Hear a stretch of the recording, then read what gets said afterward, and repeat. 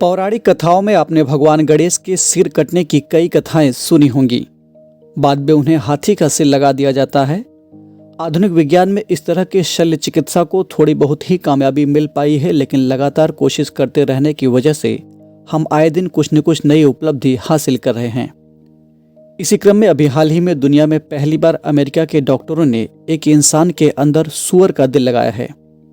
बता दें कि दो अलग अलग नस्लों के बीच शरीर के अंगों या टिश्यू के इस्तेमाल की प्रक्रिया को जेनो ट्रांसप्लांटेशन कहते हैं।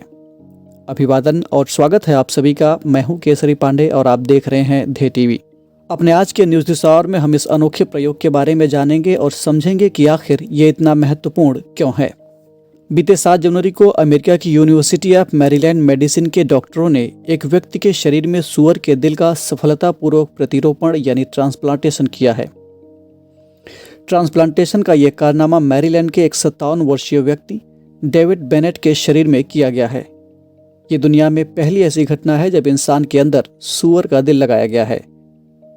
दरअसल हार्ट फेल्योर और दिल की धड़कन असामान्य होने की वजह से बेनेट में मानव दिल का प्रतिरोपण संभव नहीं था।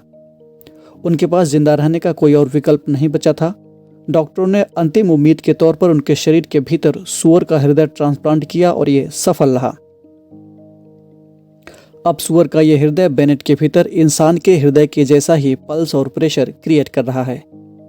गौरतलब है कि अभी कुछ ही दिन पहले अमेरिका में ही डॉक्टरों ने एक व्यक्ति के शरीर में सूअर के गुर्दे का सफलतापूर्वक ट्रांसप्लांटेशन किया था। जिस सूअर का हृदय डेविड बेनेट को लगाया गया है वो डोनर जीव नॉर्मल सूअर नहीं था, बल्कि जेनेटिकली मॉडिफाइड था। इसके लिए जीन एडिटिंग तकनीक का सहारा लिया गया। अगर सूअर के हृदय की जीन एडिटिंग न की जाती तो इसे व्यक्ति का शरीर स्वीकार न करता और बाहरी मानकर एक मजबूत इम्यून प्रतिक्रिया शुरू कर देता। इसका मतलब यह हुआ कि ट्रांसप्लांटेशन फेल हो जाता। आर्गन ट्रांसप्लांट फेल होने पर व्यक्ति को कई बीमारियां हो सकती हैं और उसकी जान जाने का भी खतरा रहता है। एक और सवाल कि आखिर सूअर का ही दिल क्यों लगाया गया, तो इसके लिए आपको बता दूं कि 19वीं सदी में जेनो ट्रांसप्लांटेशन के क्षेत्र में कई रिसर्च हुए थे।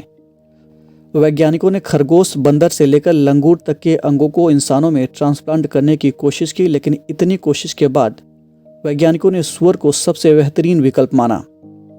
सूअर के जीन्स इंसानों से काफ़ी मिलते हैं। उदाहरण के तौर पर सूअर का दिल एक वयस्क मानव दिल के आकार के बराबर का होता है।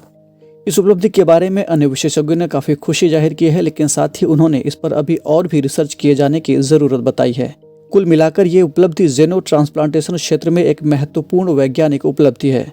इस सफलता के बाद मानव शरीर में ऑर्गन ट्रांसप्लांट करने के लिए मानव अंगों की गंभीर कमी को दूर किया जा सकेगा।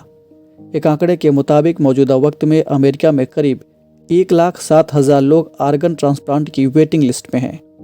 ऐसे में अमेरिकी डॉक्टरों की ये कामयाबी इस दिशा में वरदान साबित हो सकती है। इस एपिसोड में इतना ही और अब बारी है आज के सवाल की।